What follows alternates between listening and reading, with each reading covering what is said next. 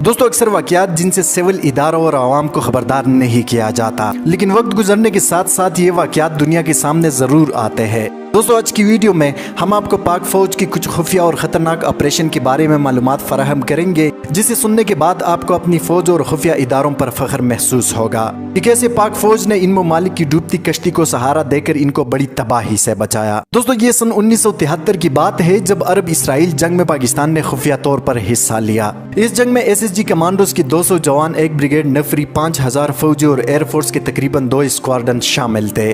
دوستو اس خطرناک جنگ میں دشمن ملک اسرائیل کی تیاریوں کو سمجھنا انتہائی ضروری تھا۔ اسرائیل نے نہر سوئز کے کنارے پر دنیا کا مضبوط ترین دفاعی نظام تیار کیا تھا، جس کو بار لیف کا نام دیا گیا۔ یہ ریت کی 70 فٹ اونچی دیوار کنکریٹ کی پشتے سے کھڑی کی گئی تھی اور اس کے پیچھے مضبوط کلا بندیاں کی گئی تھی، اور ہر 100 میٹر کے فاصلے پر تقریباً 28 فوجی ہر وقت اسلحے سے لیس موجود رہتے۔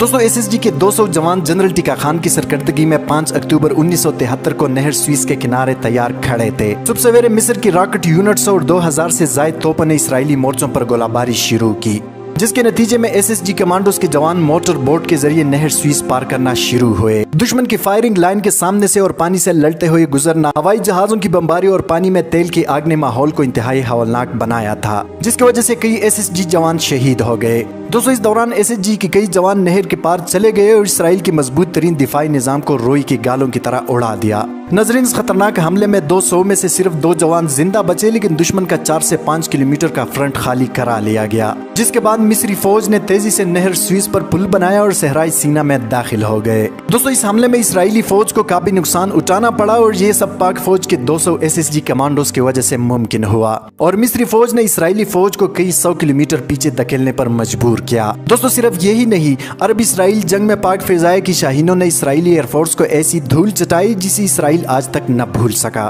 دوستو اس جنگ میں پاک فضائیہ کی شاہینوں نے 8 اسرائیلی طیارے مار گرائے، جبکہ پاک فضائیہ کی کسی طیارے یا پائلٹ کو کوئی نقصان نہیں پہنچا۔ دوستو اس کے نتیجے میں نہ صرف اسرائیلی فوج کی پیش قدمی رک گئی، بلکہ اسرائیلی فوج کو گولان ہائٹ تک دھکیل دیا گیا، اور پاک فوج کی قلیل تعداد نے مصر اور شام کو شکست سے بچایا۔ دوستو دوسرے نمبر پر پاک فوج نے یورپ میں واقع واحد اسلامی ملک بوسنیا کی جس طرح مدد کی، اور جس شجاعت و بہادری کے ساتھ پاک فوج نے سربین آرمی کو شکست دے کر بوسنیا کی مظلوم مسلمانوں کی مدد کی، اس بارے میں جان کر آپ کی منہ سے پاک فوج زندہ باد کا نعرہ گونج اٹھے گا۔ دوستو براعظم یورپ میں واقع چھوٹا سا اسلامی ملک بوسنیا، جس کو سربین فوج نے کئی سالوں سے اپنی ظلم و بربریت کا نشانہ بنایا ہوا تھا، سربین آرمی نے بوسنیا کے مسلمانوں کے ساتھ جو ظلم کیے انہیں ویڈیو میں بیان کرنا مناسب نہیں۔ دوستو ایسے حالات میں دنیا بھر کی مسلم ممالک میں سے کوئی بوسنیا کی مدد کے لیے تیار نہیں تھا۔ ایسے میں پاکستان ہی وہ ملک تھا جس نے بوسنیا کے مسلمانوں کا ہاتھ تھام کر سربین فوج کے خلاف جہاد کا فیصلہ کیا۔ دوستو اس وقت کے ISI چیف جنرل جاوید ناصر نے خفیہ طور پر اسلحہ بوسنیا پہنچانا شروع کیا، اور پاک فوج کے دستے اپنے مسلم بھائی اور بہنوں کی مدد کے لیے بوسنیا روانہ ہوئے۔ دوستو اس خفیہ آپریشن میں پاک فوج نے سربین آرمی کا وہ حشر کیا جس کا سربین فوج نے سوچا بھی نہیں تھا۔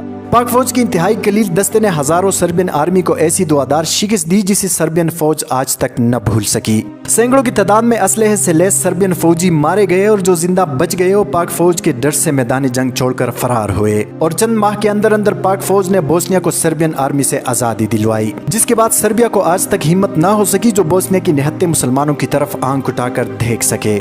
دوستو تیسرے نمبر پر پاک فوج کا خطرناک آپریشن جو سری لنکا میں تامل ٹائیگرز کے خلاف کیا گیا۔ دوستو تامل ٹائیگرز ایک انتہائی خطرناک گینگ تھی جس نے 20 سال سے سری لنکا کی فوج کا جینا حرام کیا ہوا تھا، اور ان قریب تامل ٹائیگرز سری لنکا پر قابض ہونے کو تھے، جس کا سری لنکن فوج اور حکومت کے پاس کوئی حل نہیں تھا۔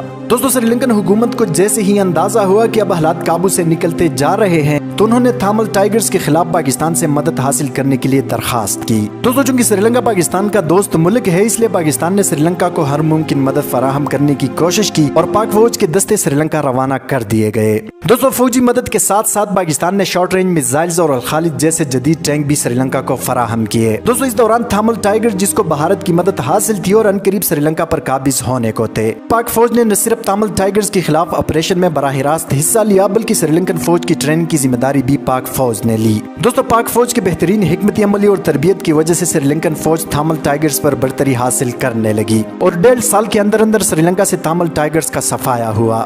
दोस्तों इस दौरान पाकिस्तान की खुफिया एजेंसी ISI की नजरें थामल टाइगर्स पर मरकूज थी, जिसकी वजह से श्रीलंकन फौज थामल टाइगर्स के बड़े बड़े मगरमच्छों को अपने अंजाम तक पहुंचाने में कामयाब रही। दोस्तों अगर पाक फौज श्रीलंका की मदद न करती तो श्रीलंकन फौज के लिए थामल टाइगर्स जैसे खतरनाक गैंग का मुकाबला करना नामुमकिन था। पिछले 20 साल से श्रीलंकन फौज थामल टाइगर्स के खिलाफ बिल्कुल नाकाम हो चुकी थी, जबकि पाक फौज ने कुछ ही माह के अंदर अंदर थामल टाइगर्स का सफाया करके श्रीलंका को बड़ी तबाही से बचाया। दोस्तों आज की वीडियो में इतना ही। मजीद इस तरह की मालूमाती वीडियोस के लिए हमारे चैनल उर्दू टाइमलाइन को सब्सक्राइब करना मत भूलिए। हफीजुर रहमान को दीजिए इजाज़त। अपना बहुत सारा ख्याल रखें। पाकिस्तान जिंदाबाद।